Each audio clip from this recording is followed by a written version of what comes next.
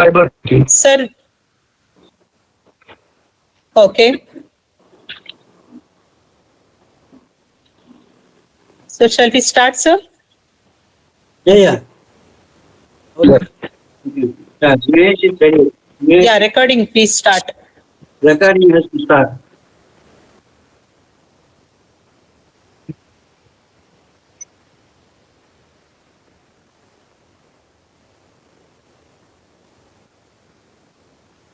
Okay.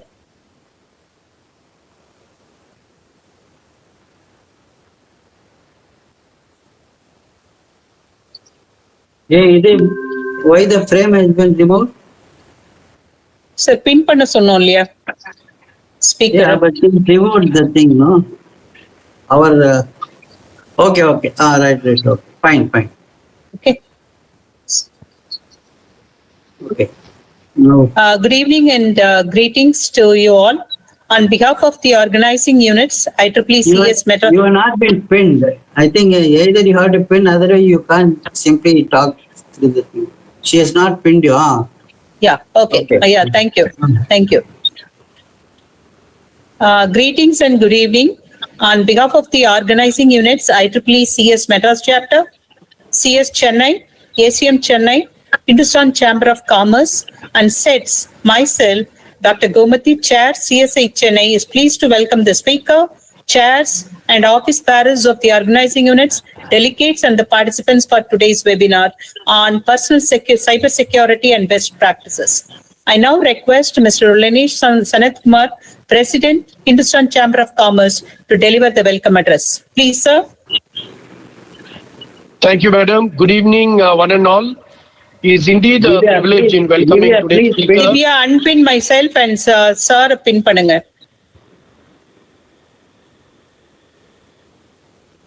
Yes. Okay. Thank you, madam. Good evening, one and all. It's indeed a privilege in welcoming today's speaker, Dr. K.Vallidevi, Associate Professor, School of SCE VIT Chennai, who will be addressing us on the topic personal cybersecurity and best practices. I congratulate Mr. H.R. Mohan, Information Technology, AI and IoT Committee for organizing this webinar in association with IEEE, ACM Chennai, Computer Society of India and SETS. I welcome the governing body, Dr. K. Komathy, Chair, CSI Chennai, Dr. P. Sakthivel, Chair, ACM and IEEE, Dr. N. Subramanian, Executive Director, STEM, and members of the associating organization and chamber members. I welcome all the participants for today's webinar on a very useful topic called as cybersecurity. Cybersecurity is the need of the hour and it's used to protecting systems, network and programs from digital attack. While we are expanding our operations digitally and we are more and more getting digital, it is essential that we ramp up the technology for protection like AI, firewalls, net security, malware analysis, etc. Very recently, in fact, we had the security of MIT, that is Ministry of Electronic and IT, Mr. S. Krishnan IAS, who was the chief guest at the annual session of the Hindustan Chamber of Commerce. And there again, there was a reference about this Digital Personal Data Protection Act. I guess it's an act, a law which protects the personal data of individuals in India. And it was passed by the Parliament in August 2023. The government realizes such measures are important and we need to move in swiftly. I'm sure our learned speaker, Dr. Vallidevi, and the deliberations today will take us deeper into personal cyber security. Hindustan Chamber is a 78-year-old chamber with around 1,000 members, predominantly from the MSME segment. And I'm sure today's topic will be of relevance to all. With these few words, I hand over the proceedings to Mr. H.R. Mohan, and once again welcome you all for today's webinar. Thank you. I now invite Mr. H.R. Mohan, Chair Events, IEEE CS Madras. Dr. N.S. will give some opening remarks. No? NS. Okay. Yeah, Dr. Sir, N.S. please. Good evening. Sir, please. Good evening, everyone. And Divya, please pin Dr. N.S. Yeah. Good evening, everyone. It's a pleasure to join you all here on this key deliberations and discussion on the topic of personal cybersecurity practices as well as the hygiene that what we as an individual need to follow.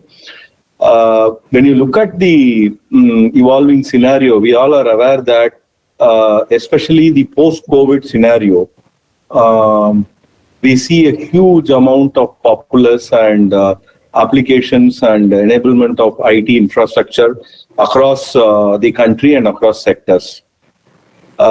We see the mood and the directions from the government across the country moving through the wave of digital India.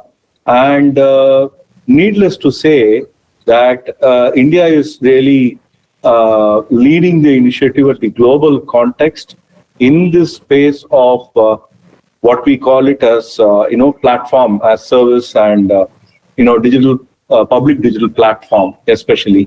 So in India we are very uniquely positioned to have this ecosystem of Jan Dhan, Aadhaar and mobile, where it enables any citizen to seamlessly access computing and devices and enables the citizens' way of life very comfortable. I should say that when you look at even much advanced nations which are there, they do not have such ease of use of digital technologies, otherwise what we have in India. The financial technologies, the banking and finance sector is a leading example. It was recorded in the G20 deliberations recently that held at a global level that various nations are trying to catch up with India and trying to learn from us in this digital space. Now, these are all happening at one level. Now, let's just go back to slightly the history of computing. When you look at the history of computing, even prior to the 80s, you see prior to the PC era, what we typically call personal computing era, you see the computing has been there in India, and very few institutions like Tata Institute of Fundamental Research and various other research organizations and IITs and IICs were having certain computing resources. Those were the days where the computing paradigm was something like there is a server kind of a concept and you have a dumb terminal and you used to access the resources and data. In a way, the cybersecurity concerns were comparatively very, very less because you have a centralized place and you need an authentication, just one level of authentication, and your data is always kept there and there are enough security taken care. And even in those days, there were interesting attacks. And if you look at the cybersecurity history, the first spread of worm like Morris worm, which all started from an university by a student, demonstrated what kind of disturbance one can create in such infrastructure. Needless to say, once we have the PC era, we started having computing devices very closer to users, which are more powerful enough. So that means it can do computation itself. It's no more a dumb kind of a terminal, right? And then added to it is in the 90s era, you see the computer networking making revolution, along with the omnipresent today, what we call it as 802.3, the CSMA-CD protocol, or what they generally call it as Ethernet, is used to connect the computing devices, whether you call it as Wi-Fi or whether you call it as wired Ethernet or whatever it is. These are all variants of the same family, which all actually originated from the original satellite protocols like, Aloha, which is more of a broadcast media. Why I'm saying all this is when you have computers, when you have networking, you have a powerful combination. So you are able to communicate. Today we are able to do all this possible applications. Otherwise, in those days, you had only email or certain texting, messaging kind of a application. Today you have, just you take a mobile, you have hundreds of apps that are there and things like that. So drastically changed. Now this puts in the context, now beyond the academics, beyond the research lab, we are seeing a revolution that it has actually entered our homes. There does not exist a home mostly today which does not have a broadband communication. You look at the TRAI statistics for the last 10 years or 20 years, you would see the ramp up of India's connectivity connectivity at home level, at institution beyond to home level. And then when you look at Beyond that, now what you see in 2020 and beyond that after the post-COVID era is about the personal devices. So meaning, as an individual, it's not only entered the home, it has started entering into our hand. So we have computers, we have mobile phones, we have intelligent, smart devices, personal wearable items, Fitbits, medical devices, which continuously monitor and things like that. So things are very rapidly changing. And connectivity is spreading. So you have 2G to 3G to 4G, now you have 5G, right? And walking towards 6G in 2030. So that's the pace at which things are changing. Now look at the environment outside. You go to the road, you have surveillance, cameras, you see for protection, for citizen safety. And then you see road transportation getting drastically changed. You see communication happening between between cars to car or vehicle to infrastructure and things like that. So there's a gamut of things that are changing inside the home, inside the office, within our own hands. So we are becoming more empowered. Now, when this is happening, it is very important for us to ensure that we follow certain primitives and practices and ensure at our level, some level of cybersecurity practices and inherently to be, followed, whether it is school children, or it is elderly populace, or whether it is a different kind of, profession, what we do, irrespective of it, we see the cyber world taking us into the whole journey of our life. That is where the context of cybersecurity is very important. So when you talk about today, even the latest reports talk about the simple things that are still open for ages is about, securing your password, how to keep it secure and things like that. Then you have additional levels of security like, multi-factor authentication. So it's not just only a login and password. You may need to have additional levels of authentication required. It could be a biometric, or it could be digital signatures, or it could be any kind of a scheme. So multi-factor authentication, helps us. Now, this is from the authentication side. Now, when you look at the data security side, like rightly said by the previous speaker, when the net is moving towards data privacy and a regulatory mechanism towards it, it is also important for us to keep our data very safe and secure. From the technology side, there has been always a lot of advancement from cryptography and encryption and other kind of techniques, which enables such data to be protected and saved. Now, once you talk about data security at rest, right? When you keep the data stored in your hard disk or your, any devices, or in your computing devices or in your mobile phone, how secure you are keeping. Second thing is data at transit. When the data is being transmitted, how secure? For example, presently I'm talking in this video conference. So how this video conference session is being treating the transmission of this communication? Is it secure through SSL kind of protocols? Whether the communication security is ensured or not, and things like that.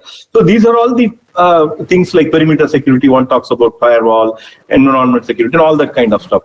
But I think beyond all this, what is important is, as an individual, we are no more novice users. Each of us are adding to the the usage of computing in an effective and a safe manner. And I think that is where this topic of today's discussion is very important, and to see that how are certain things that we need to take control of ourselves. How do you take care of your own security of your data, your access control, and even things like your own access control mechanism for password. Beyond that, maintaining your own hygiene, cyber security hygiene, to ensure that you unnecessarily don't get compromised. Many of the attacks, a large percentage of attacks are because of misconfiguration.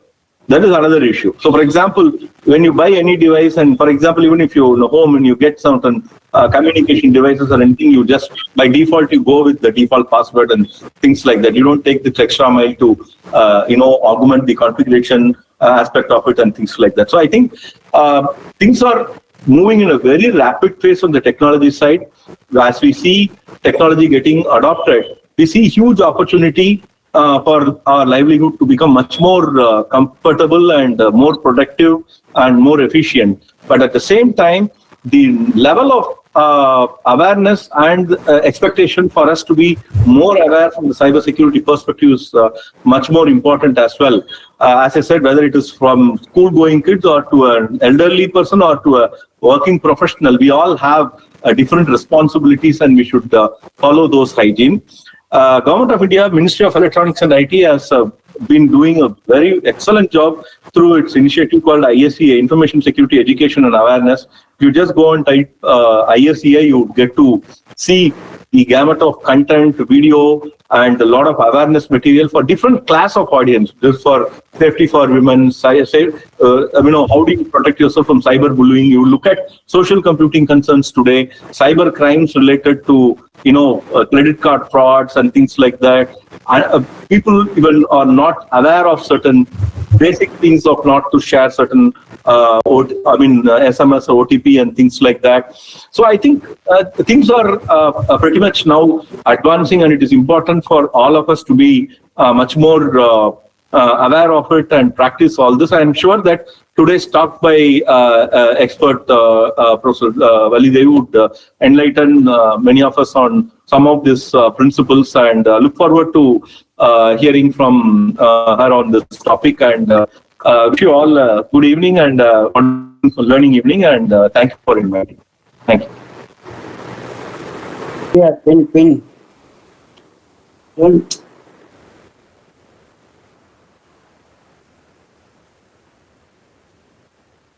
Huh?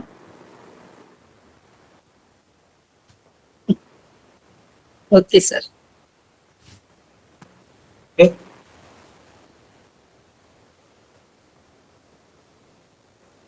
Sir, you are being pinned, sir. We are able to see you. Okay, right. Greetings and good evening to one and all. Let me once again welcome on behalf of the IEEE CS, CSI, ACM, Hindustan Chamber and Society for Electronic Transaction and Security.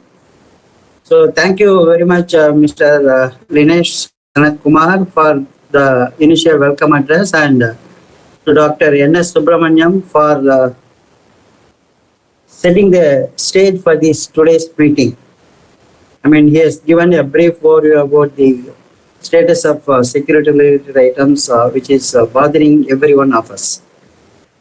All of us aware that the month of October is being observed as Cybersecurity Awareness Month for the last 20 years, which started on the 2nd October 2004 as a global campaign dedicated to educating individuals, businesses and institutions about the importance of online safety. In an increasingly connected world, digital tools offer convenience but also introduces risk that could compromise sensitive information. And globally, this month is observed as the Cybersecurity Month, and the theme for the year 2024 is Secure Our World. We have been organizing programs for the last several years in sensitizing the users at large on the cybersecurity, the presentation on personal cybersecurity and best practices. In fact, we used to collaborate with the SETs in organizing the hybrid event. Due to certain reasons beyond our control, we couldn't have this as a hybrid event. But however, I am sure Dr. N.S. is good. We'll be having a hybrid event on that day. So today's presentation is going to highlight the importance of cybersecurity awareness and proactive measures in maintaining digital security. One important aspect of today's presentation is going to be a live demonstration using Exodus privacy tool, which will allow the users to analyze mobile applications for privacy risk. This demo will also explain mobile-based permission for applications and teach the users how to understand and manage app permissions effectively. In fact, many of the cybersecurity issues are due to our indiscriminately allowing the apps requirements. So now let me have the pleasure of formally introducing our speaker, Dr. Vallidevi Krishnamurthy. She is a PhD from Anna University in South Krishnamurthy. She is a PhD from Anna University in software engineering on the topic pattern-based dynamic reconfiguration for service-oriented application. She has a strong academic background with 17 years of teaching and research experience at Sri Subramanian College of Engineering, popularly known as SSNCE. Earlier to joining Vellore Institute of Technology, again known very familiarly known as VIT, Chennai campus, where she currently serves as the associate professor at the School of Computer Science and Engineering. With her interest in computer vision and recognizing the growing importance of cybersecurity, she is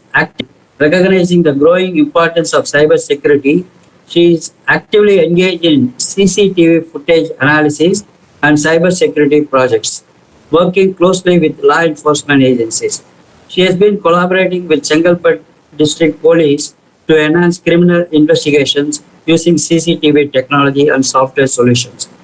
She has won the first prize in the Cyber Hackathon organized by Greater Chennai Police in the year 2022 for the project Patrol Spal, which automates the detection of criminals from CCTV footage.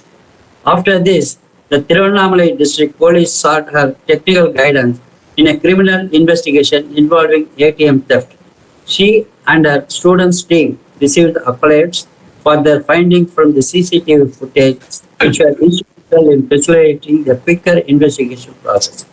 Dr. Vallidevi is well-known organizer of the national level. Further, she has been delivering invited talks to raise public awareness in the field of cybersecurity, focusing on mobile information security, which has become a real threat in today's context.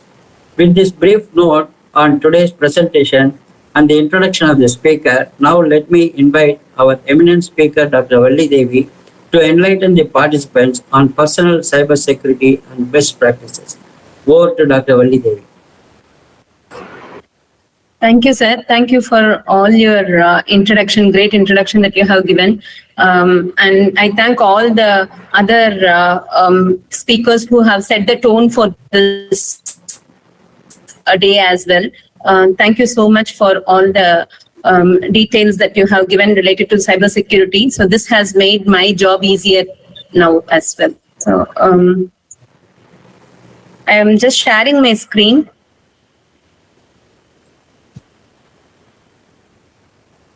Are you able to see the screen? No, Divya, you have to unpin and then. Okay.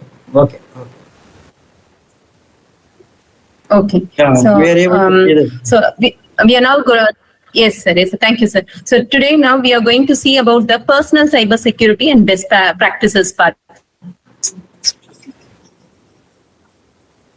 So how we need stuff that we are handling in a much more secured manner so that we do not end up with lots of problems in the near future. So that's the part that we are going to see today. And as these two images are here available, all our data, though they are personal to us in the mobile, it is not at all personal. It is being hacked by someone or hooked by someone very easily. So that is what is happening most of the days. And this is a need for the strong password and the weak password. So always we need to ensure that our password is very strong so that it is not getting hacked easily. And if it is a weak password, though it is logged and the stuffs there, the locking stuff is there available, we are not safe at all. And the hacker will very well be able to go into our accounts. So that's a part that we need to be sure about.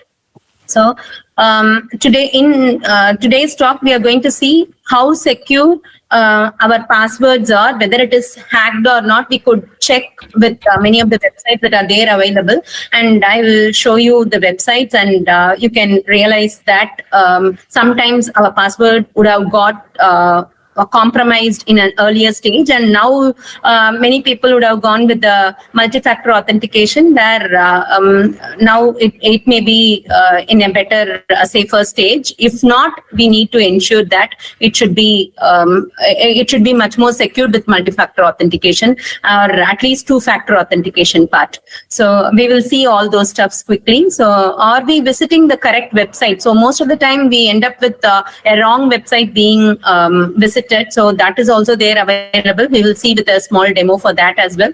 And is our Gmail account really encrypted end to end? Not at all. So we will see the alternate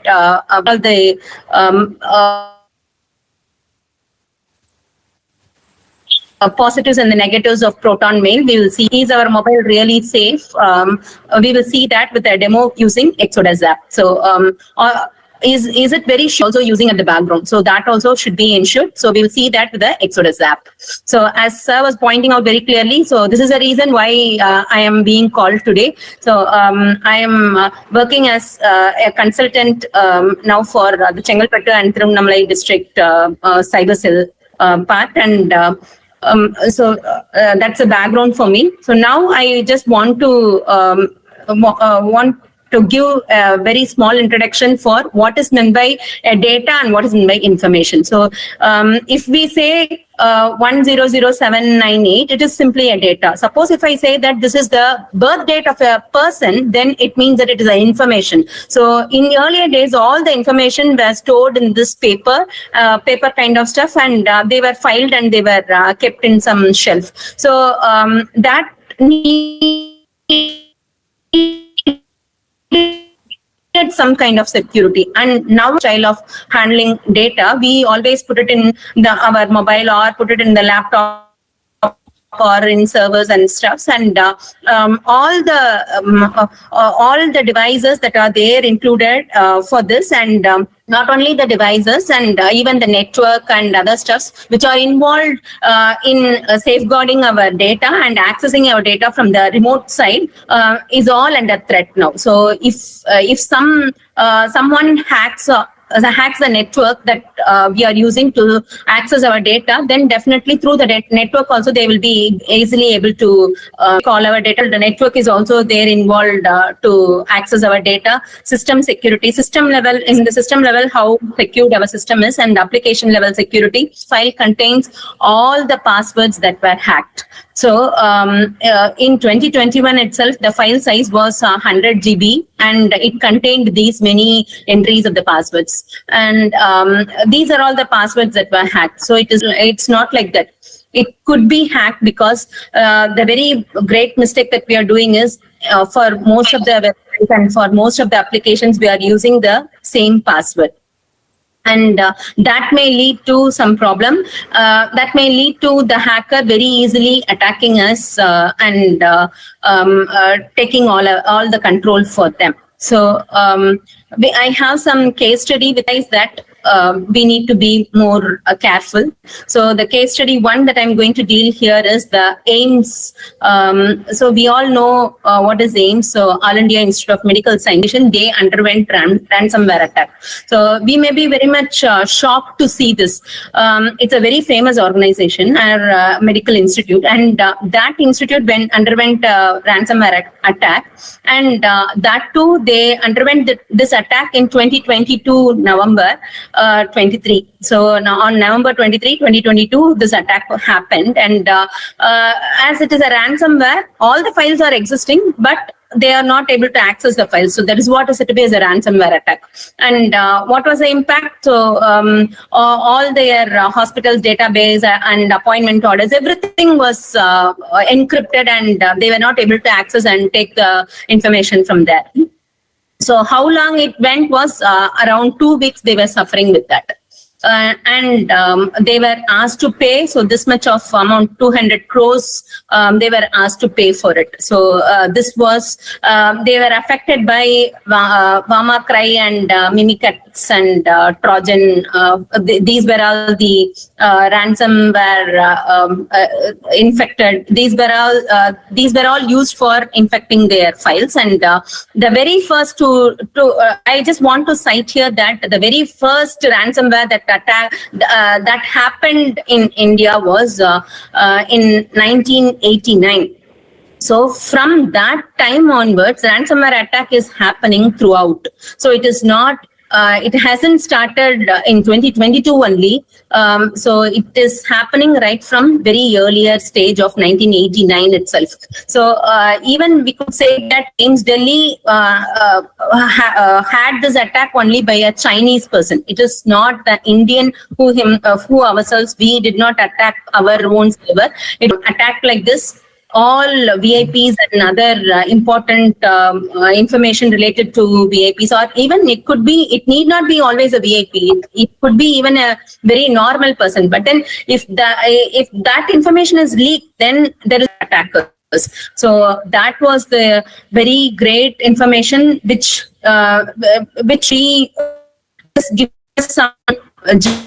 We should be very much careful about our own, at least our own information being kept very safely. So this is with respect to an enterprise. So a very, very big organization, how it should be kept safe is the part, it is the information that we are getting it from this case study. And there was another case study that I have come across as well. So this is in September 2022, this has happened. So Uber is also a very great company that we know very well. And this Uber underwent hack by an 18-year-old person. So an 18-year-old guy, he attacked Uber's server. So how did he do that was, Slack is a very a business model or a business way of doing communication among the organization people, among the people who work in that same organization. They could communicate using Slack. So in that platform, they started discussing about how the code errors in the code and how they are planning to rectify it. All those discussions were happening in that Slack. So this guy, he somehow got the Slack access because it was he has seen that Slack discussions in the WhatsApp as well. So through some of his friends or so, he has come across this Slack access. So in that Slack access, what has been given was the main admins user accounts could be very well logged in and logged out by having the credentials being hard-coded in the code. That this was taken. This was a step that was taken by the company, Uber company employee, to overcome repeated login and log out to help the employees overcome that error. So when the error is to be rectified, the admin has to log in and log out continuously. To overcome that login and logout process, he has given the credentials very precisely in the code itself. So in the code, if we are going to give the credential, it becomes an additional benefit for the hackers to very easily get the admin access. And when he gets the admin access, he is able to interact with everyone. So through some WhatsApp discussion and through some discussion, he has come to know, this 18-year-old guy, he has come to know that the credentials are there available in the code itself. So this is what is to be as a system level. When we develop this, care should be taken by ourselves. So we should not be hard coding anything with respect to the credentials inside the code. And though they have enabled multi-factor authentication, the Uber company is also not a very easygoing company. They have enabled multi-factor authentication, and with that ensured part only, they have hard coded the credentials. Though this multi-factor authentication was ensured in their end, this 18-year-old guy, he kept on he has kept on contacting the person to enable that multi-factor, or at some point without even giving any gap, many times checking for multi-factor authentication to be enabled. If that notifies some point to make use of his mobile, he has clicked yes. So in that moment, this guy has got the access for the admin part, and he has started using all the accounts, and this is the way he has started communicating with them. So the admin, he was not even able to realize that this is originally being hacked, and they were all not believing at all. So at some point, he has told, I am a hacker, and information he was telling through this Slack platform, but then they were not believing. So what he has done is he has put the screenshots of this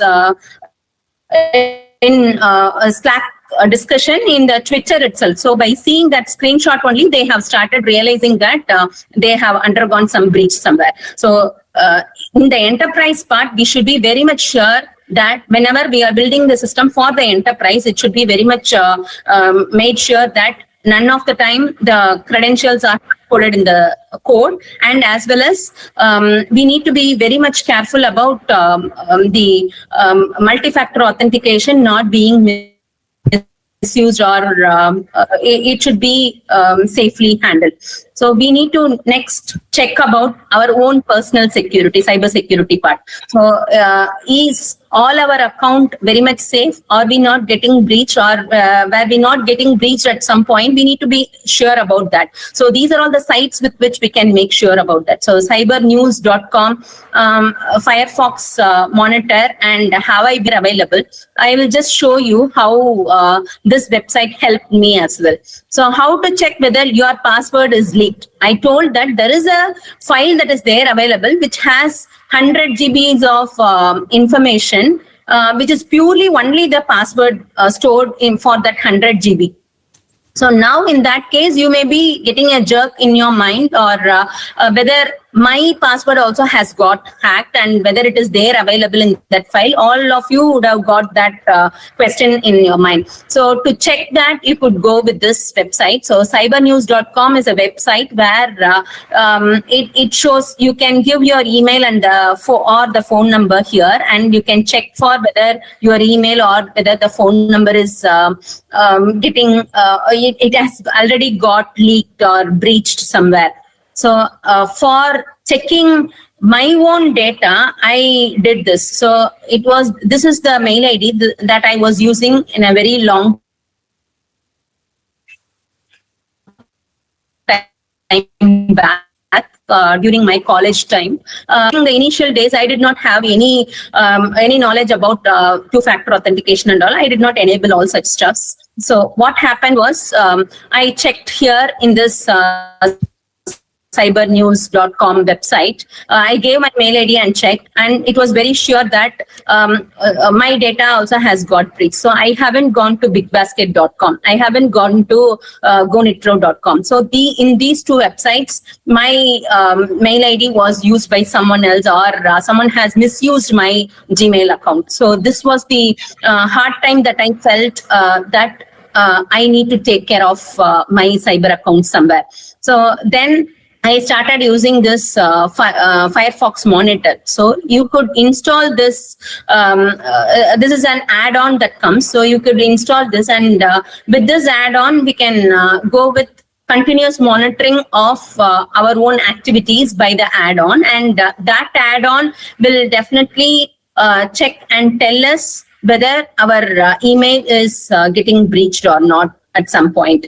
So this is my new Gmail account I created, and then I gave, I checked with this Firefox Monitor, and it was cool that it wasn't breached anywhere. So previous Firefox Monitor, I logged in with this old Gmail account and saw, and these were the two also was telling. So these were in these two websites in 2021 with the date and time also, it was telling that my account has got breached in these days. So I was very much shocked from that moment onwards, and started checking for previous to my present organization where I am working, it is VIT. So previous to that, I worked in SSN. So as Sir was also mentioning, so I checked for this this email account as well. So I found that these are all the 5 websites in which my account has got breached. So my SSN account was used in, so I am not very much active in Twitter or LinkedIn. Only recent years I'm very much active. So previously I wasn't active at all. So Adobe. So all these are the websites, niche. All these are all the stuffs that I was able to identify from Firefox Monitor, and I got all these information. So as I told, there is also another one website, haveibeenformed.com. So this is also another website, whether our email address and many other stuffs are getting misused somewhere or not, we could just check in this website too, simpon.com. When I saw that this also gave, though this is repetitive information of yes,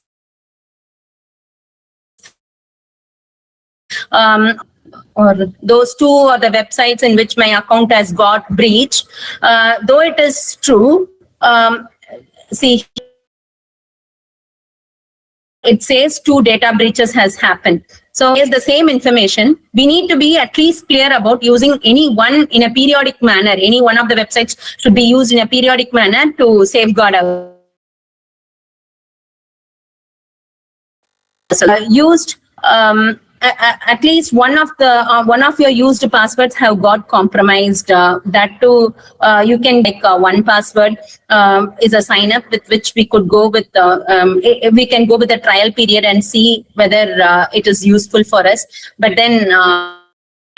Not going with any other third party. Rather than that, we can believe ourselves and we can go with our own way of handling stuff without storing any information in the browser or in our own system in a much more readable manner. Rather, we can encrypt in our own way of remembering the password. We can encrypt and save it rather than just giving the password, username and the password as such in a file and storing it, having a list of files being credentials being stored in one file in a very much readable way. Rather than that, we can have the passwords alone being encrypted, which will make us to remember the password in a easy manner. So that is the way we have to handle stuffs rather than going with a paid manner of saving our passwords and stuffs. So the very takeaway point that we need to remember is we need to treat our toothbrush. We change our toothbrush every 6 months. So at least every 6 months. So we need to also change our password every 6 months once. So that habit we need to have. And as I told, Google is not end-to-end encrypted. So Gmail account that we have with Google is not at all end-to-end encrypted. They can read our Gmail, whatever we send. So it is we have an alternate for that as well. Proton Mail is an alternate part that we have. So though I say it is Proton Mail, we can have an account. All these are very well possible. There are many advantages that we get out of this. So this is all free. Two-factor authentication, we can go with this. Though this is very much true, there are some limitations too. So it has only 1 GB storage and 150 emails alone could be sent in one day. And but that we set for the body of the email, and when the receiver receives that email, to read that body of the mail, he has to make use of the password that is going to be shared again through some other means by us. So anyhow, they have to make use of the password that, so you have to only share the password to read that body of the mail. So that could, you can even send a mail in a way that it automatically gets disappeared or distracted. So it has a self-enabled for the email. So the email that you send, the recipient sees that. Soon after seeing, it could be deleted. So that way also we can set it, or we can set some time. Should be automatically deleted, or after 6 hours it should be deleted. Something like that. We can set the time and we can send to the recipient. That is all. all possible with Proton Mail, but with these limitations, if you want, we can just pay and go for that. And nowadays, what we think is we store our data in the cloud. That alone we are concerned about, but we are not very much concerned about whether the data is safe, whether the data is not used by someone else in a wrong manner. We are not at all concerned, or we haven't thought of that in a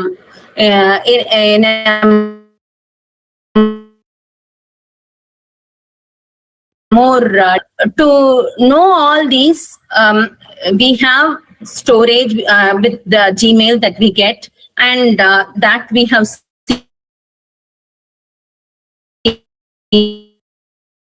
we need to be sure how this, and also we need to check how safe our email accounts are as well. So when we send some information, we need to be very much sure that this information, if it is to be read only by the recipient and not by anyone else, then at least for that sake, we can make use of the Proton Mail for very few conversations, which is to be very much safer enough. We need to go with the Proton Mail with a free account. And to overcome this, Gmail has become a part and parcel of life nowadays. So to overcome the drawbacks that we face with multiple places, we make use of the Gmail. Not only for make use of Gmail, we use it for our own mobile login. At least all Android mobiles, we go with the Gmail account. Only with that we will be able to access. So by default, this is there available in the mobile.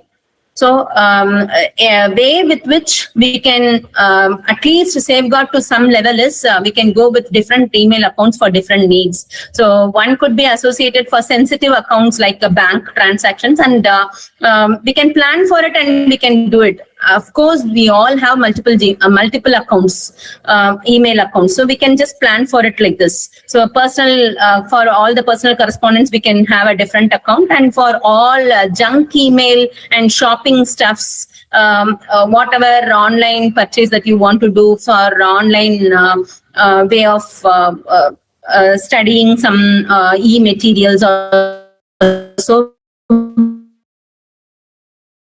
we can just go with some different email and primary email account for our workplace alone. So most of the time what we do is for logging in everywhere, we make use of the primary email account and not the workplace account, and not at all if we or else we go with the personal correspondence and other online purchase and sensitive data. Everything we go with the Gmail, and the workplace account is for different use. So we have only 2 accounts being maintained. Rather than that, if you go with at least this kind of way of communication, it will be much more better and safer. This is a simple line of thought. That's all. So how to protect your phone from the hackers? So we know that we are using Gmail in our mobile itself. So it is not only Gmail, we browse in our mobile. And when we browse, is our the website that we see, is it safe? So we download so many apps in our mobile. Are they from the safer source? We are not at all checking all those. We just click something and we download. We are not bothered about what is going to happen in future. We just want to just overcome that with some app being downloaded and solved with that problem. So that shouldn't be the case. So only download the apps from the trusted accounts. So we can go with either Play Store or Play Store is the only way of doing. And use a complex passcode always. So you have to use password should be very, very complex. So change your password as it was said. And 2-factor authentication. Definitely we need to go with the 2-factor authentication. In all the apps, almost we have got the 2-factor authentication part. So we need to enable that, and apps updated. So many of the times we are using apps, Instagram, you are using the app, WhatsApp, you are using the app, and Facebook, LinkedIn, everywhere we are using apps for the mobile. So that could be definitely overcome with the we need to go with an updated version. So, or else definitely we may be getting hacked because of the not having the latest version. So be careful when granting app permissions. We will see that quickly with a demo, and beware of the spam and phishing emails as well. So we will see some small case studies of what all happened with not going with the phishing emails being eliminated as such. So it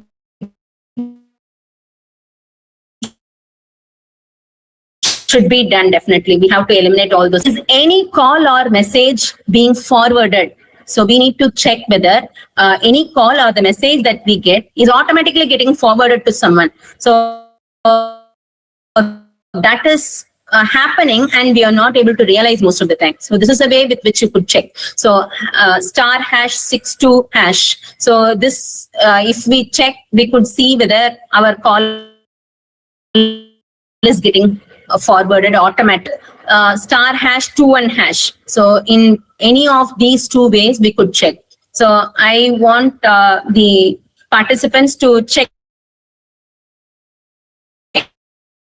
for this. You can do that in your mobile. If it is getting forwarded, and if you have more than one phone number that is there available in the forwarded list, your calls are being recorded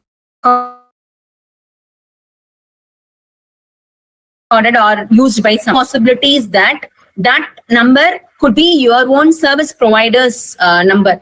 For example, I am using Airtel.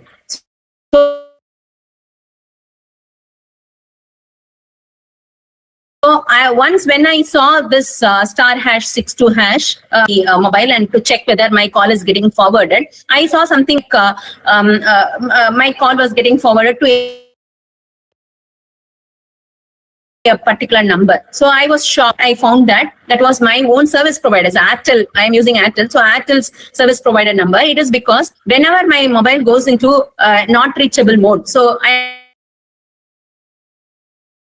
am able to get the notification, all the phone numbers contacted you, or these are all the contacts that has reached you and your mobile was not reachable at that time. So we get the notification. So for that only, the calls are getting forwarded automatically to them. So always the Airtel or the service provider's number. If it is not someone else's number, just remove that. So for that, we can go with the settings. So in my phone, I saw that we can go with we can go with a call in everyone's phone. We can check that. In the contacts, we can see that there will be settings that is there available, and in the settings, we could see the calls, and in that calls we can stop forwarding, like when it has to be forwarded. So those preferences are there available. We could set that by ourselves. So this differs from every mobile, but if there is any doubt in this, we can clarify that at the end. So here, so call forwarding, we should be stopping. It should not be automatic without our knowledge. There are chances that someone could take our mobile and they could set it that whenever there is a call that is coming for this mobile, it has to be forwarded to them. So something like knowledge. So we have to check that and we have to overcome it in a periodic manner. We have to check it whenever we get a doubt, at least. So if someone knows, the next part is, if someone knows your Aadhaar number, is there a chance that our bank account could be hacked by them? That doubt many of you will be having.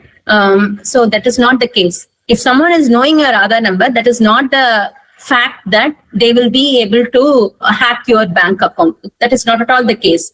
Unless and until the OTP that comes for that Aadhaar related OTP, when it is being sent, share that OTP in an unknowing way. So they will just call and ask you for something, and in that case you may be giving the OTP. So all these in an unknowing manner, if you share that OTP, then definitely they could easily crack your bank account. They can empty your account. So that is well possible. And also there are some cases where the fraudster changes your registered mobile number itself. So with respect to Aadhaar, you could change, there are possibilities that we could change the mobile number with respect to that Aadhaar. If that is getting changed without your knowledge, and if all the OTPs goes to his mobile number, in that case, there are high chances that when the Aadhaar number is known, these kind of fraudulent activities could happen, and OTP will automatically go to his mobile, and he could empty your bank account. All these things could happen. But unless and until this is not happening, by just knowing your Aadhaar number without you sharing the OTP, it is not at all possible for him to access your bank account. So this part we need to be very much clear. And the very next part is, whenever you are using the mobile, it is not only the Gmail account that you access, it is not only the call forwarding problem that you face or so, OTPs that could be shared. There is also another one stuff that could happen. You may visit a website which is not at all a safer one. There are many possibilities that the website is not a correct website that you are visiting, but you end up with registering with that website because it may be very, very similar. So this is what is happening. There is an attacker that is there available. This is a victim person. So the attacker sends some phishing email stating that there is a Cadbury offer that is there available, and Ramraj cotton dhotis. So they come up with an offer because of, and Ford, they come up with an offer because of 40 years over. So many just 100 years over. Because of that, they are celebrating, and just go with all these. To go with this, just click this link and register yourself, and you will be getting some rewards or so, and you'll be getting some surprise prizes. So all these are definitely fake. So they go with some website which is very much similar to that of identical clone, which is very much similar to that of the fake website, and they store all your data in their own database. So this is what is happening. I could just go with a demo for it. Quickly, I'm sharing the demo. Is the demo visible? Is the page visible? Not it, ma'am. Not it. Okay, 1 second. I am just sharing the entire screen so that it will become visible. No.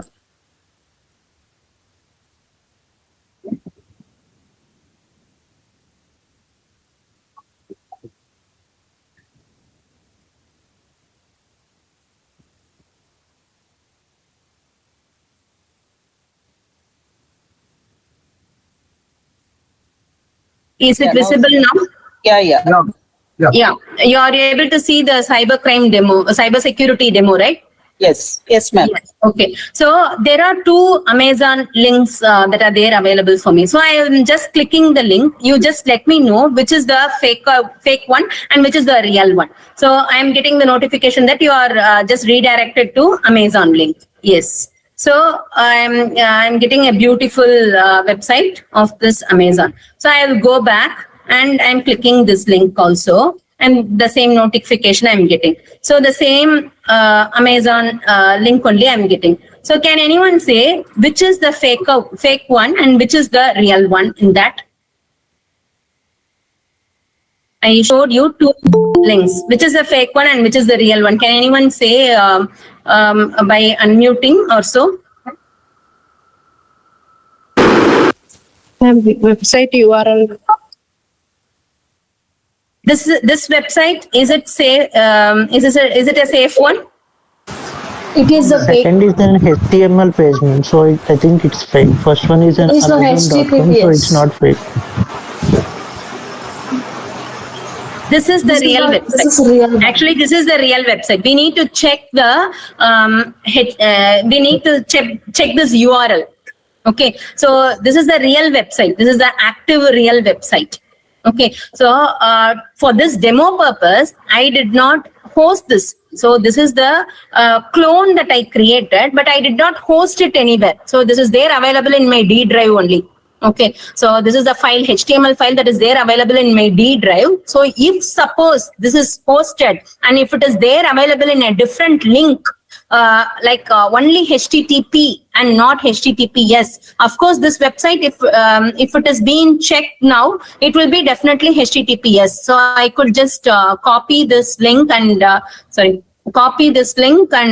will just put it in my notepad. And are you able to see? Yes, okay. So this is HTTPS only. This is a safer website.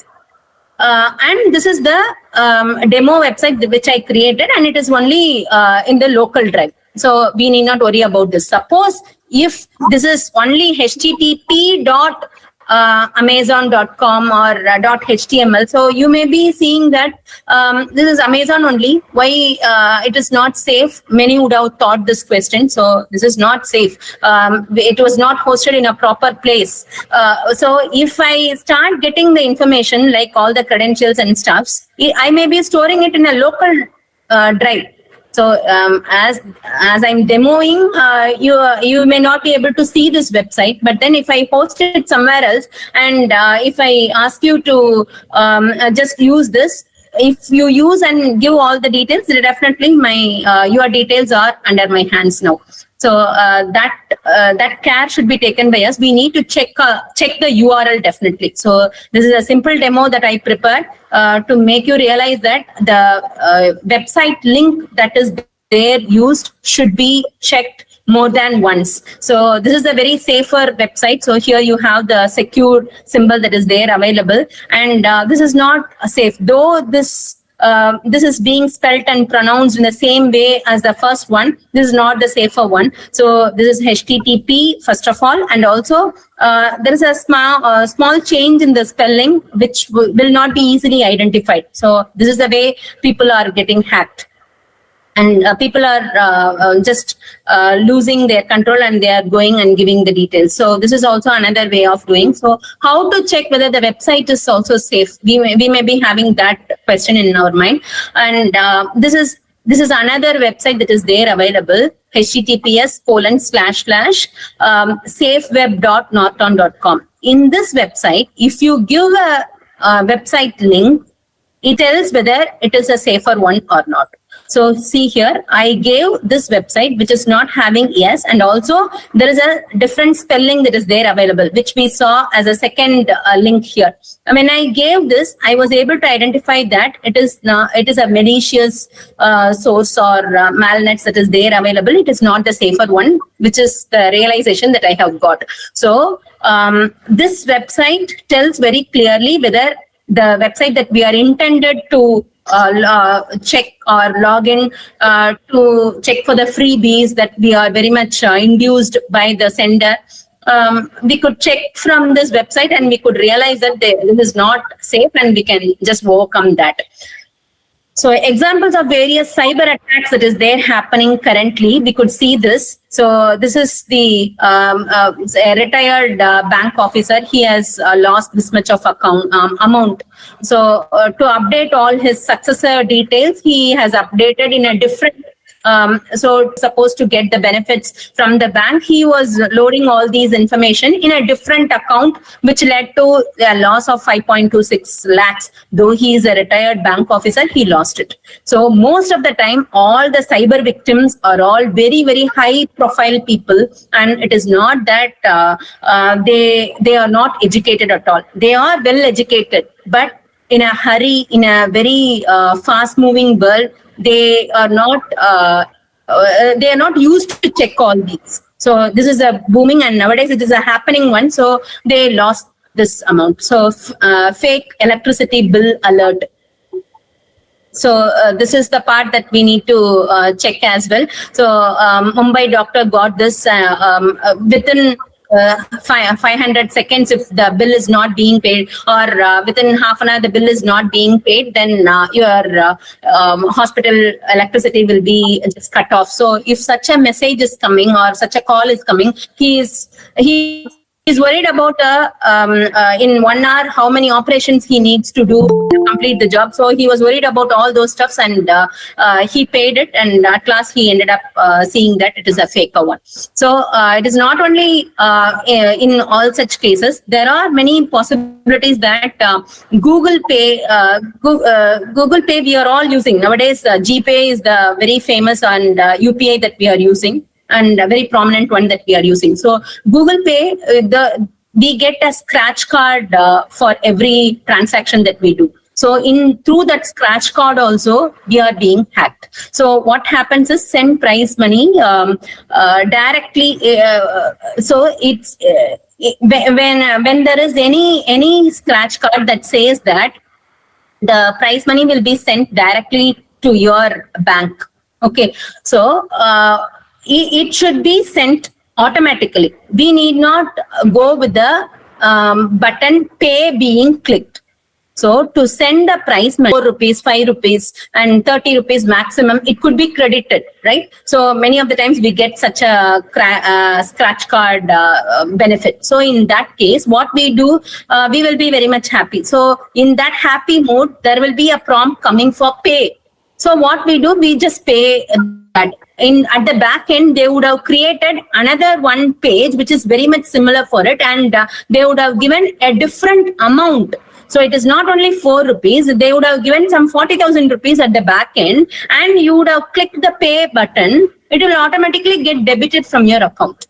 So at the back end, they would have filled the data with 40,000, and in the front end, you are very much happy to get the 4 rupees for which you have paid. You have clicked the pay button, which is not at all needed. It should automatically come to your account. So if that is not the case, we have to be very much clear that this is a fake one. So that has happened too. And Cadbury Gift Delight, Raj Cotton, so Tata Safari, as I said, these are all the Women's Day gift and Lucky Spinning Wheel game. So if the game is not from the Google Play Store, then we should not be doing. So in all these, it is being very much urged by the scammer that it should be done. All these links ought to be quickly complete. We are not doing that. Definitely, you will be losing the chance of winning. So all such prompts will be coming, which will lead us to lose the amount. So that is not that is to be taken care by us. And nowhere the freebies are really freebies. It is, you can see that with the Exodus demo too. So these are all the steps that are taken by cybercrime, Government of India. So cybercrime.gov.in. So I will just go with the pages that I have opened also. So this is the website that is there available, cybercrime.gov.in. In this website, we could see that awareness, cyber awareness, cyber safety tips are there available. So in the cyber safety tips, we have a handbook for students in Hindi and also in English. Handbook for tackling cyber crimes for students on cyber. I have downloaded the links as well. PDFs also I have downloaded. These are all there available for everyone. It is not only for me. We need not create any account. We can just directly go to this website and download and see. There are several tips, do's and don'ts that are being mentioned. So the do's and the don'ts that are being mentioned. So just in a very easygoing manner, we can just, in a much more detailed manner, we can get the awareness and what to be done if we are getting, if we undergo any cyber crime act, how to go with a complaint being registered. So register a complaint. So how to do that? We can register the complaint in all these ways. So women or child related crime complaint, how to do, financial fraud and other cyber crime related complaints, how to register for it, track your complaint. Once we register, we can track the complaint as well. So these are all the stuffs that are there available for us. Kindly make use of it.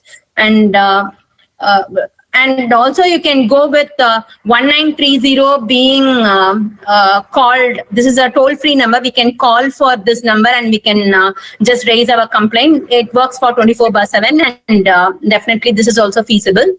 And apart from that, we always go with YouTube, and we search many videos and we enjoy our time in YouTube most of the time. So we can go with the cyber. This is another YouTube channel which we could register, and we have to get engaged by ourselves, noticing that these are all the recent cyber crimes. So we can just get all these inputs from this YouTube, and not only the YouTube, X and Instagram photos and videos are also available. Just you can see all these.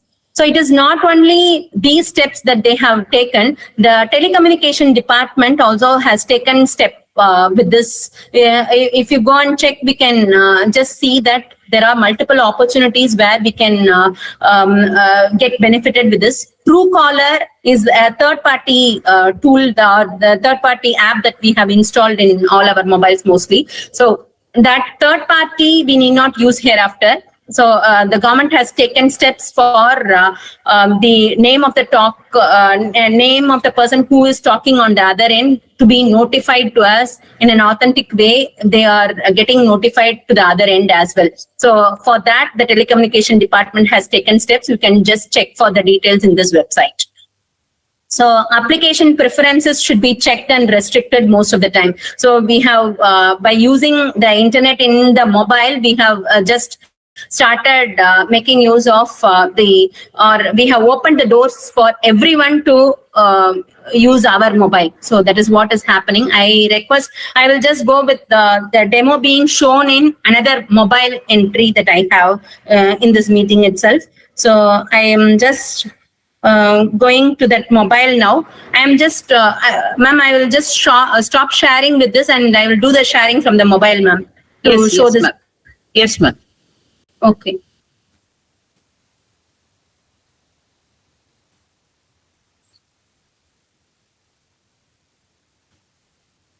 Stop presenting. I'm going here. You can also take the mobile. So Exodus Privacy app. So that is the app that is there available. Share screen.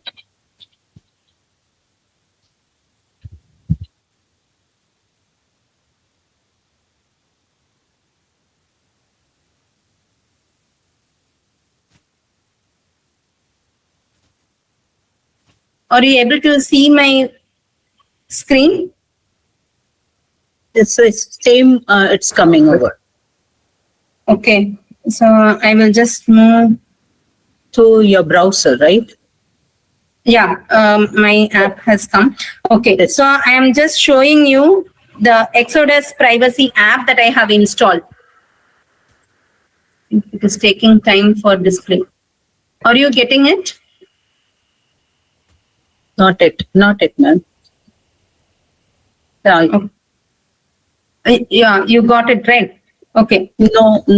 It is going into your screen. Yeah, now it is. Yeah, you have got it now. Yeah. So this is the privacy app. So everyone can install this Exodus Privacy app from Google Play Store. So Google Play Store has this Exodus Privacy app. If you are able to install it, you can just quickly see along with me, or else I am just showing the demo. You can just see the demo here, and you can install it and see how much you are also suffering. Maybe, ma'am, it is not available in App Store. Okay, so iOS. So I think in iOS it is not there available. In Play Store it is there available, ma'am. I got a message that it is not available in App Store. Maybe in iOS it is not there available. So Play Store, if we check this, so see, for example, I will just take this Airtel into consideration here. So when I click the Airtel, what I am able to see here is there are 10 trackers. So 10 other people are tracking me through the Airtel app.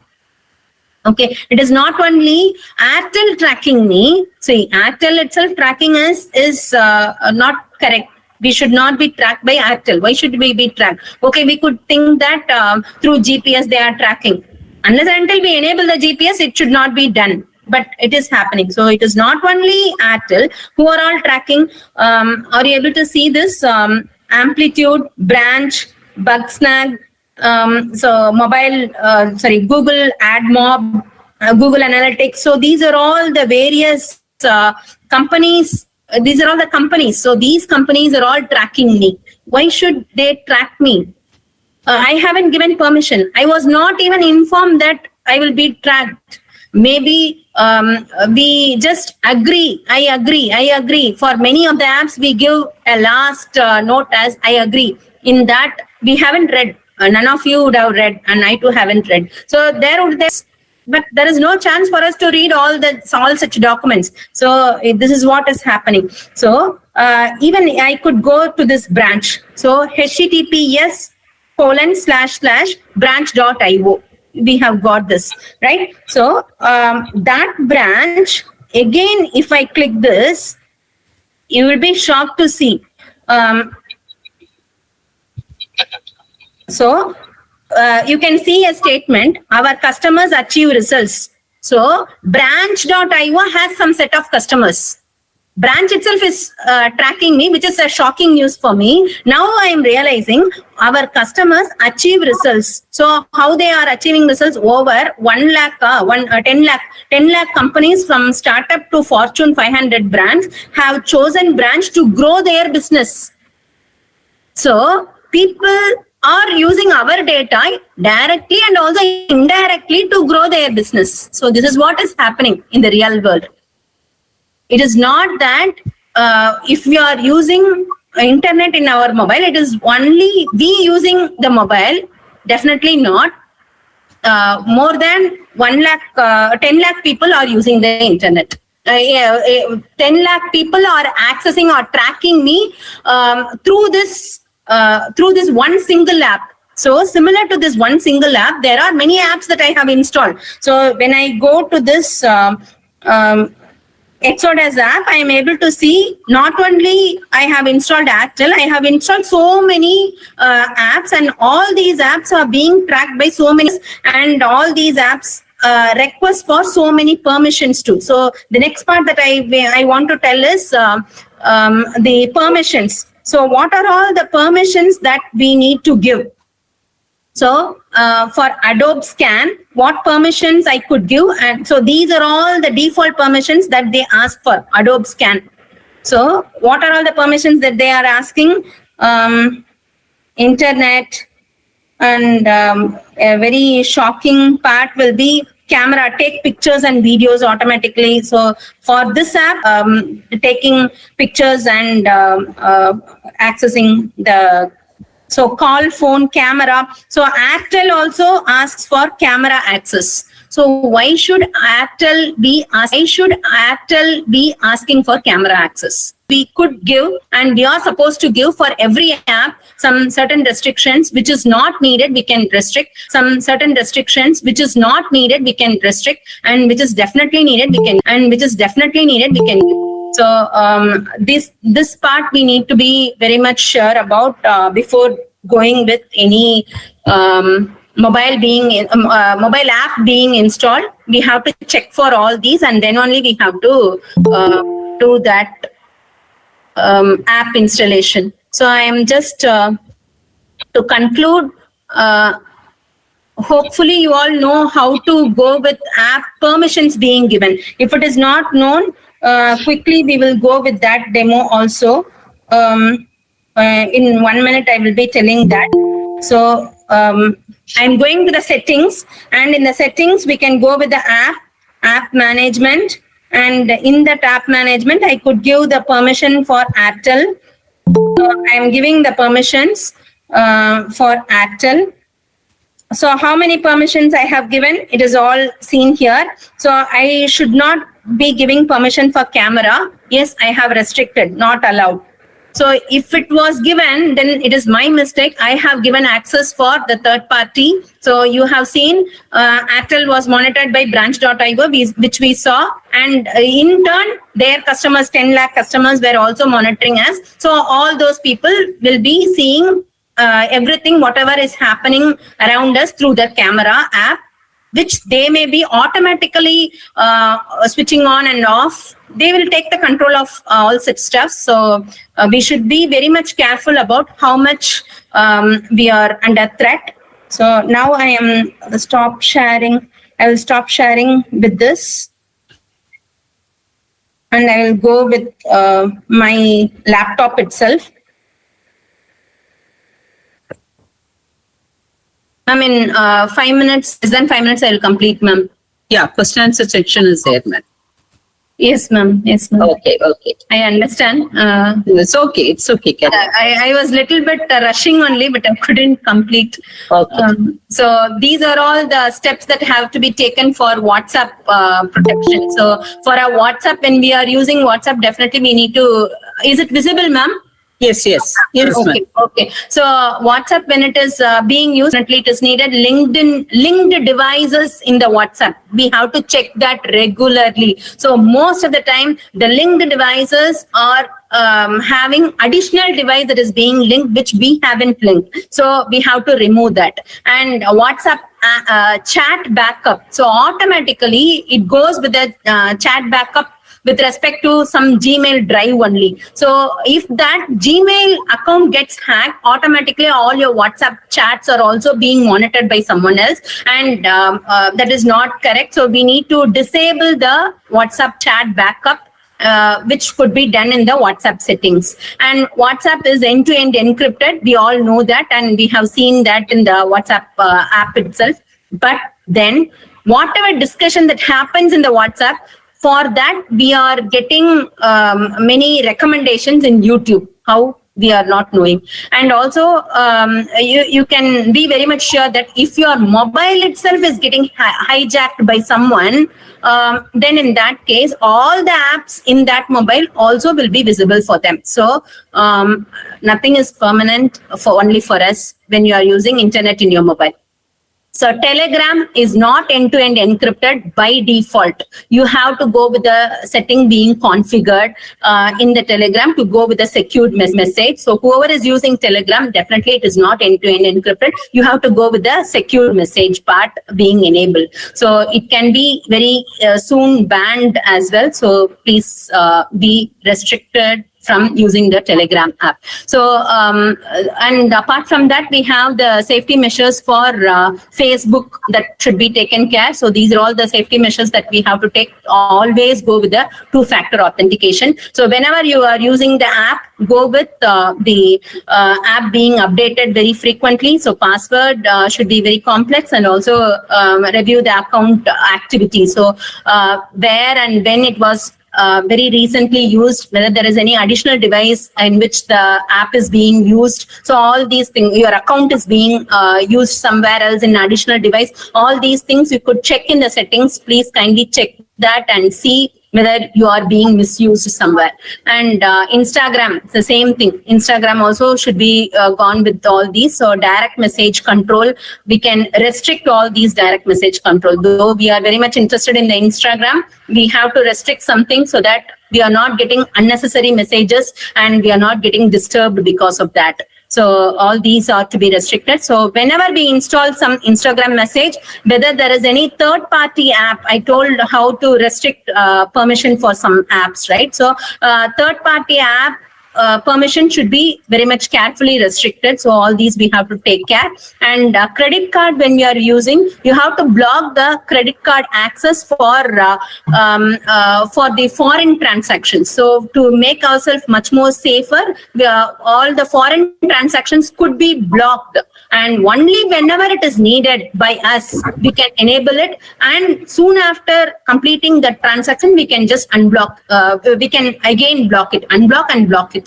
So this is what is to be done. So OTP with respect to that credit card transaction should be very judiciously used. We should not be easily sharing it to someone. And to make it more clear, a call that is threatening you, that you get from someone, like this number. So I also recently got this from this number. I got a call. So what that call said was, it is from the telecom department, and within 2 hours, all the mobile numbers and all the mobile access which I have with respect to that number will be entirely blocked, and I will not be able to contact any of my contacts will not be allowed to contact me. So all these were the threatening information that I got, and it was similar to that of the very much similar to that of the recorded voice only. So they would have recorded, and if to know more about this, I need to press 9. This was the information that I got. So twice the same content was repeated, and the call automatically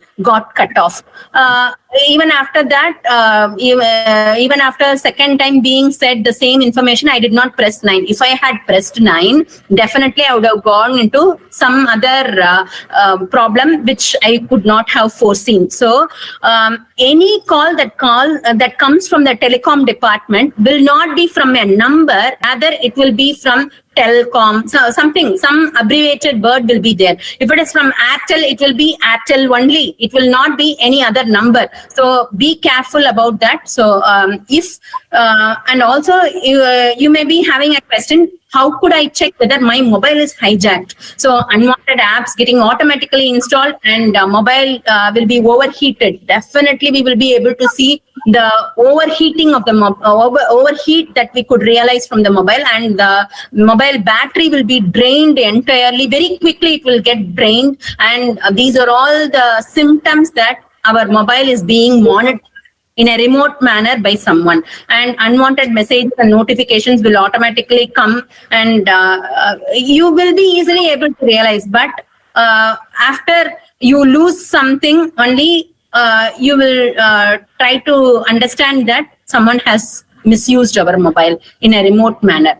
So these things are to be taken care. So always when you're giving the mobile to your children, just freeze your credit details. So most of the time we keep all the passwords being stored in the browsers, and they automatically go with the payment also being done by their own, and that is not the correct way. So we can freeze some credit access. So these are all the steps that we have to take for keeping all our information safe.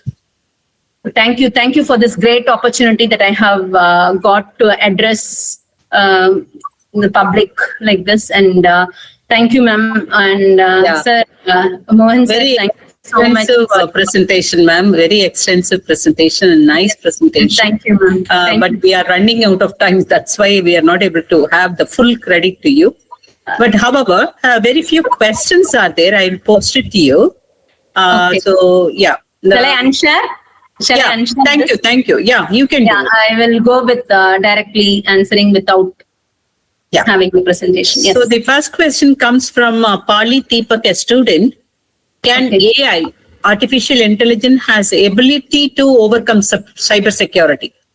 Definitely, AI will be in a supportive manner. They will be able to go with security being done in a much more proactive manner rather than in a reactive manner. So that is how AI will be made use of in the near future. Okay, thank you. And then K.K. Nagarajan, a faculty, has asked, how do you see personal cybersecurity evolving in the next 5 to 10 years, especially with the advancement in AI and machine learning? So as we see, AI and machine learning are getting evolved. As I said for the previous question also, this AI will definitely help us to go with a proactive manner of safeguarding ourselves and giving warning to us that this is a... So now I said we need to go and check this website. We need to go and check whether our password is getting hacked somewhere. So those websites and stuffs are to be done by us. So in a later stage, AI will tell that your password was getting misused. So I saw that. So someone was using your account in a different time and some different place where you were not available because your mobile was with you. And so all these information AI will very soon give us. So this will come. Yeah. The same person has asked a second question. As more homes adopt IoT devices, what unique cybersecurity risks do they pose? and how can individuals secure them? It's a Okay, very so, big topic anyway. Yeah, Very that's big a topic. good question, first of all. So, IoT devices are not going to be there without internet being enabled. Definitely, all the IoT devices are going to be connected over internet only. So, if we take more care to safeguard all our internet passwords and Wi-Fi passwords and unwanted Wi-Fi usage by the third party, definitely is going to hack us. So, if we go with automation at home with IoT devices, then definitely we need to be more secure with the network, and also we need to be more secure with that IoT device being reporting to reported. So that connectivity should be very much secured enough. So both the end-to-end connection, we have to be more careful in the security being ensured there. Yeah. So that's the part.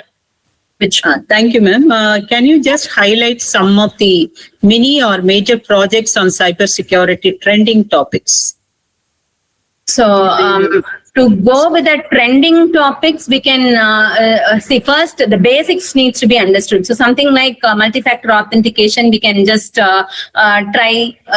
It is a stepping stone only. So we need to go with small steps. We cannot be just landing up into the recent trend without knowing the basics. So we can just start with multi-factor authentication being enabled in all our applications or so. And also we can just go with something related to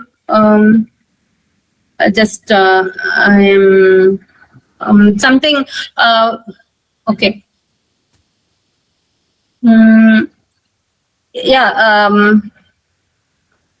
This will be helpful, and we can go with some security related threats being so we say that YAML is meant for checking the cyber world whether it is secured or not. We give some lots of data and we check whether the data is secured enough. So we can just go with segregating whether this data is a normal one or it is a threatful one based on some unusual mode of getting connected.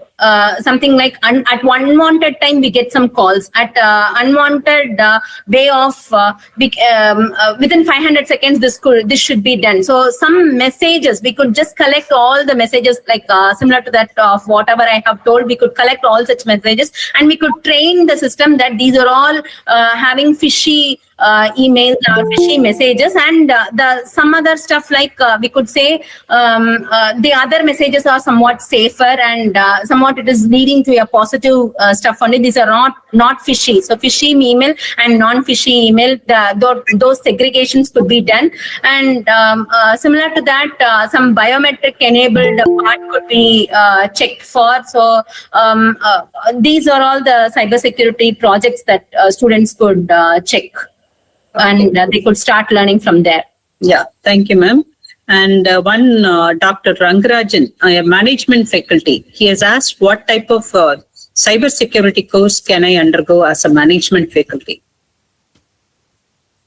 As a management faculty, I'm not sure about any Start from basics. Start from the basics, as I told. That is the only thing that they could do. So, see, always when we talk about cyber in a very lighter sense, for the management person, everyone should be learning to know how the password should be very strong enough. So for that, they could just start with small coding part to be understood. That like they could go with some regular expression kind of stuff being checked for whether the password is stronger or not. So those small projects they could check, and online courses and all this. No, Coursera. Certification courses are given by It might be meaning. IIT certificate. IIT goes with some certification courses too, and not only that, CEH is another very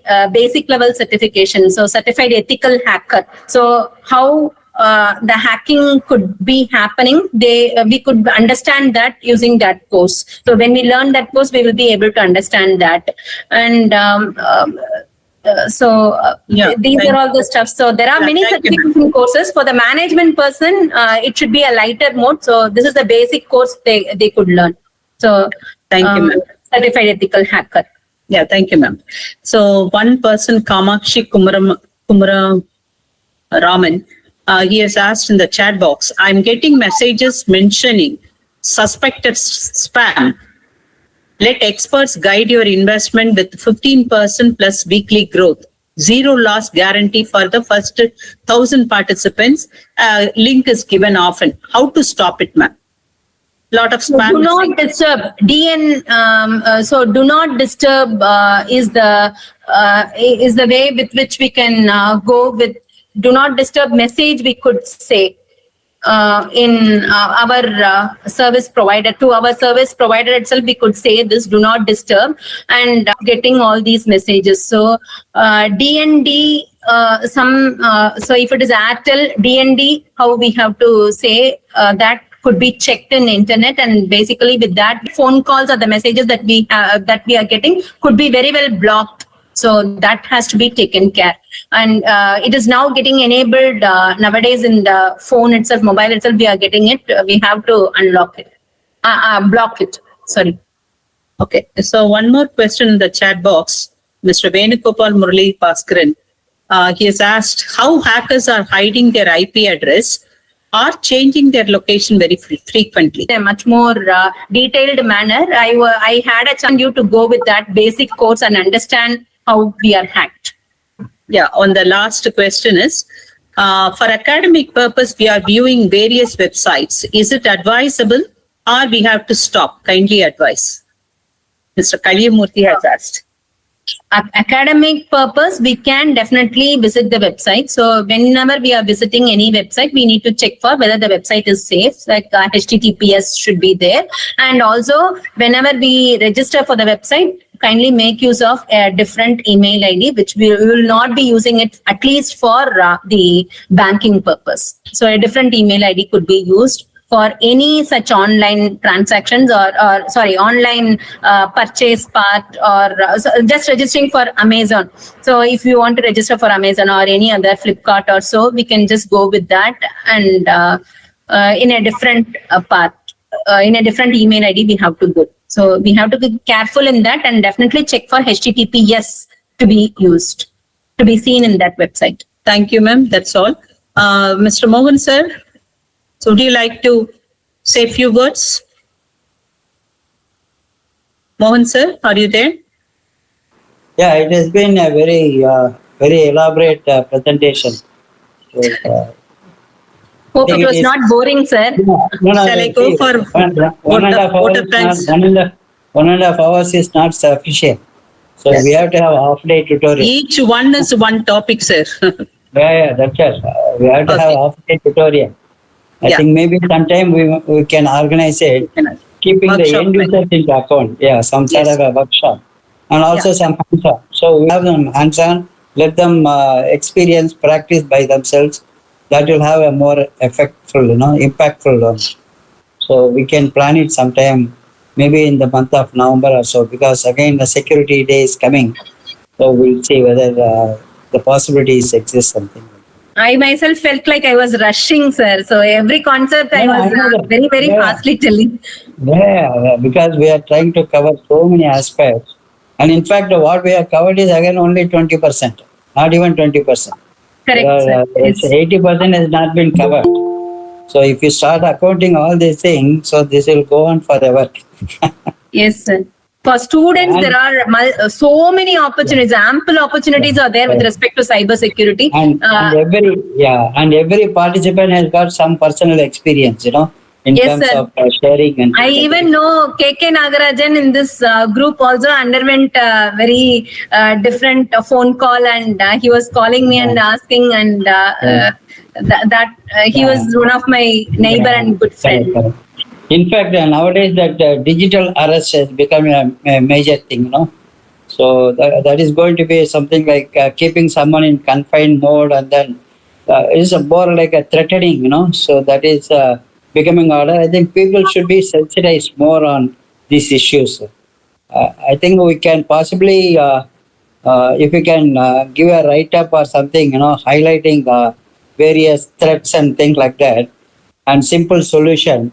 I mean, either do or don't do or something like that. Yeah, poster We like. can circulate, we can circulate it to our members, So Yes, that sir. will definitely, So along with the video recording, we can do that. Your presentation copy also will be useful because, the people could not make note of all the points, what you have been explaining. So your PPT in the form of a PDF file and also a brief note about some of the threats and then a simple solution.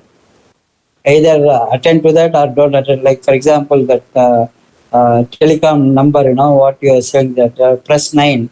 In fact, I get almost every alternate day that call. I simply ignore it. That is what we can do. But not many people will be, so they become panicky. And then within 2 hours, all your lines will be cut off. People become panicky and then they create that urgency through the social engineering. So immediately we start pressing 9, which means we are opening up the communication channel. And we don't know what all things they will be doing it. So, Yes, sir. so these points, certain things which are very, very vital, you can give them top priority. And then some of the things like Facebook and things like that, not many people will be using. Like, of course, Facebook is, people are using, but even the setting itself is so complex, the Facebook setting. In fact, nowadays I stopped using Facebook. Yes, sir. So things are becoming day by day complex. So yeah, Complex. write up will definitely will help. So you can consider doing it. Okay. Yes, sir. I will do that as well. Yes, sir. Okay. Can I Thank go you. for a formal vote of thanks, sir? Yes. We can wind up formally. Okay. Yeah. On the outset, I thank the organizing units to arrange this webinar today to enlighten us with the growing importance of cybersecurity. My heartfelt thanks goes to Dr. Vallidevi for her excellent presentation of personal cybersecurity and best practices, being this month is observed as Cybersecurity Month. In summary, her presentation highlighted the importance of personal security, mobile security, and web security. She brought out some case studies to observe the importance of multi-factor authentication, especially for a ransomware attack which happened in AIMS, Delhi in 2022, and Uber's data breach through the Slack platform happened in 2022 again. She demonstrated to find the safety of personal security in terms of password leakage through websites, cybernews.com. Firebox Monitor, you can add it to the browser for finding out whether email is breached or not. And she also demonstrated haveibeenpawned.com. That is a site used to defend against data compromise. Proton Mail could be an alternative for Gmail, which doesn't have end-to-end encryption. She also demonstrated how to stop call forwarding in mobile, how mobile data breach could be secured against apps. She clarified that if my Aadhaar number is known, is there a chance that my bank account will get hijacked or hacked? Unless PIN and OTP are shared, nothing is here. Website you visit, is it fake or real? She also demonstrated about it. And safeweb.norton.com site helps to identify whether the website is safe to browse. She also discussed cyber scams on economic frauds, say especially in Google Pay. She guided how to report your cybercrime, including financial scams. Exodus privacy app from Google Play Store will help to track the application for permission granted which are installed in your mobile. She finally told how to secure WhatsApp, Instagram, credit card accounts, etc. My heartfelt thanks again goes to Dr. Vallidevi for clarifying the questions raised by the participants offline and online as well. I sincerely thank our mentor, Mr. H.R. Mohan, Chair Events IEEE Madras, who arranged this webinar so as to mark the October as a month of cybersecurity. I'm thankful to the participants who joined us in live Google Meet and also in YouTube live streaming. I thank the event team members of the organizing units for their support in organizing this event. With these warm words, we move to the end of today's event. Thank you all. Thank you. Thank you, ma'am. Thank you so much Thank you. for briefing everything that I have Yeah. covered. Yes, ma'am. Thank Thank you. you, sir. Thank you, sir. Thank you for the opportunity. Madam, thank you, Good night, madam. all. Yeah, good night, all. Thank you. Thank you. Thank you. Yes, sir. Thank you. You can leave, ma'am. Yes, ma'am. Thank you. Thank you. Thank you so much. We will keep in touch with you for further any workshop or something, right? Yes, ma'am. Definitely. We will go with some other different demo. Yeah, that- yeah, separately before November 30th. Yes, ma'am. Definitely. Okay, so if you are free, you just give us a date. Sure. We will do it.